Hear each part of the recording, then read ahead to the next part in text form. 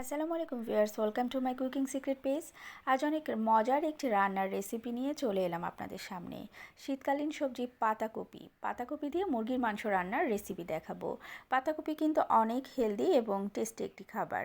তো চলুন ভিউয়ার্স, আর দেরি না করে এই মজার রান্নাটা আপনাদেরকে সাথে নিয়েই আমি শুরু করে দিই। পাতাকপি দিয়ে মুরগির মাংসটা রান্না করার জন্য প্রথমেই আমি মাংসটা ভালো করে ধুয়ে ছোট করে কেটে নিয়েছি এবং লবণ হলুদ মেখে একটু ভেজে নিচ্ছি। মাংসগুলো ভেজে উঠিয়ে রাখার পরে ওই তেলের মধ্যে কিন্তু আমি রান্নাটা কমপ্লিট করব। তো এই জন্য আমি এখন এখানে পেঁয়াজ রসুন বাটা দিয়ে দিলাম। পেঁয়াজ রসুন এবং আদা একসাথে পেস্ট করা আছে। এরপরে আমি এখানে একে একে বাকি মশলাগুলো অ্যাড করব। আমি গরম মশলাগুলো একসাথে সবগুলো গুঁড়া করে নিয়েছি, সেটাও দিয়ে দিলাম।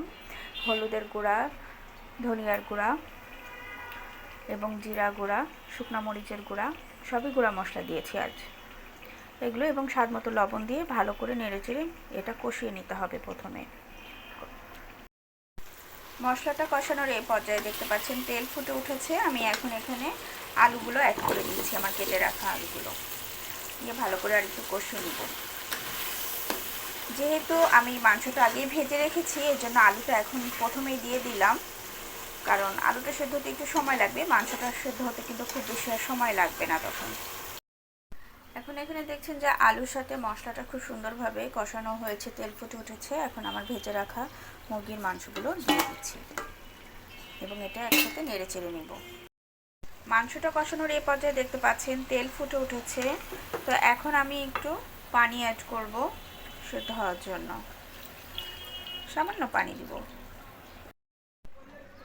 মাংসটা কষানোর এই পর্যায়ে আমি এখন পাতাকপিগুলো অ্যাড করে দিব।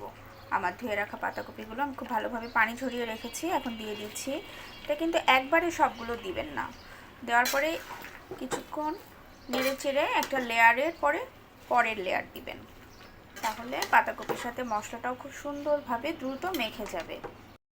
পাতাকপিগুলো লেয়ারভাবে দিয়ে এবার মশলার সাথে ভালোভাবে মেখে নিলাম। এখন আমি চুলার আঁচটা মিডিয়াম থেকেও লো আঁচে রেখে 15 থেকে 20 মিনিট ঢেকে দিব।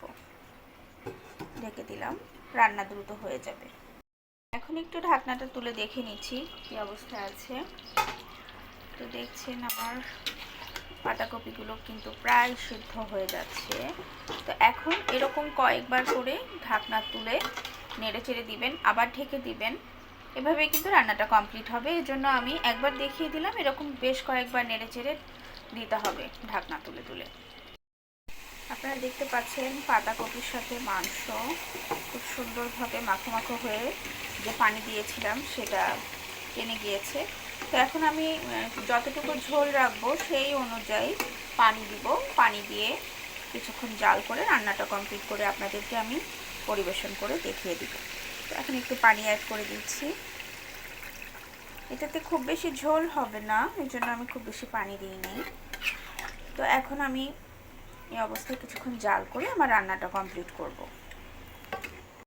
তো ভিউয়ার্স, আমার রান্নাটা কিন্তু কমপ্লিট। আমি এক্ষেত্রে 2টা কাঁচামরিচ একটু ছড়িয়ে দিচ্ছি, জাস্ট ফ্লেভার হওয়ার জন্য। চুলাটা বন্ধ করে দিলাম এবং ধনিয়া পাতা ছড়িয়ে দিলাম।